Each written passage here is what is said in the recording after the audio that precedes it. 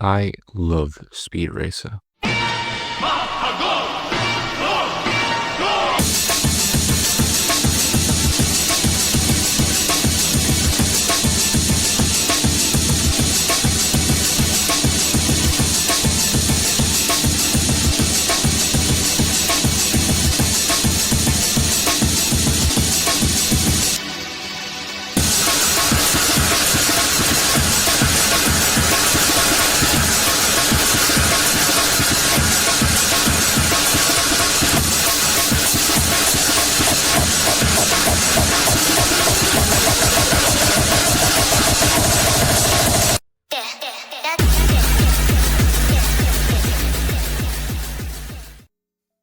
The story of Speed Racer begins in Japan in the mid-1960s, when manga artist Tatsuo Yoshida sketched a clean, high-contrast fantasy about a teenage driver, a family-run racing team, and a car packed with gadgets.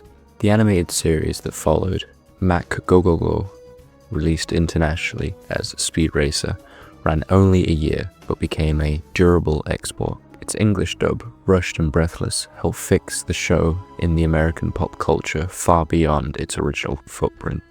Hollywood circled the property for decades. Producers tried a live-action adaptation in the 90s, but stalled scripts and shifting studios kept the idea in limbo. The Wachowskis, a sister directing duo fresh off The Matrix and interested in a project that blended maximalist style with a sincere, kid-friendly core, revived it in the mid-2000s. They pitched a film that treated the source material less as nostalgia and more as a visual playground, hypercolor, digitally stitched, and deliberately unreal. That approach cleared the way for the 2008 movie, a neo-bright experiment that critics split over at the time, but later generations embraced as a bold, eccentric tribute to the show that never tried to look like anything but itself. The reason I love this movie so much is because of how boldly over the top it is.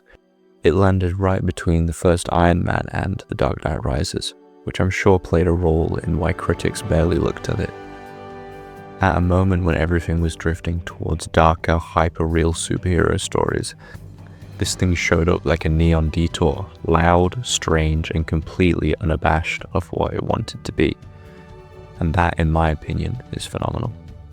Despite the outwardly childlike visuals, the story underneath is surprisingly grounded and human. Corruption, murder, gang violence, blood, poisonings, bribery, romance, death. No, that's not some rundown of some smoky noir from the black and white era.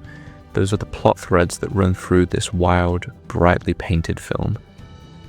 And personally, I think the Wachowskis do it better than most other directors. There's a kind of mystique to this movie that's hard to pin down. Every element feels pushed to its limits without tumbling into pure absurdity. The night scenes sink into those inky blacks. The racetracks explode with violent colors, and even the chimp sidekick somehow fits. It all plays like a world whose boundaries were set long ago and feel completely natural. If I'm to be an advocate for anything in this video, it is to watch Speed Racer. This piece of art wasn't given the time of day when it was first released, so why not give it one now?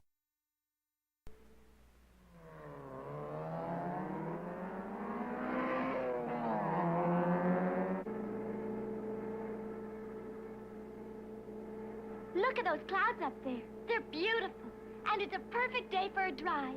Oh, Trixie, please stop talking. I'm trying to figure something out. Oh.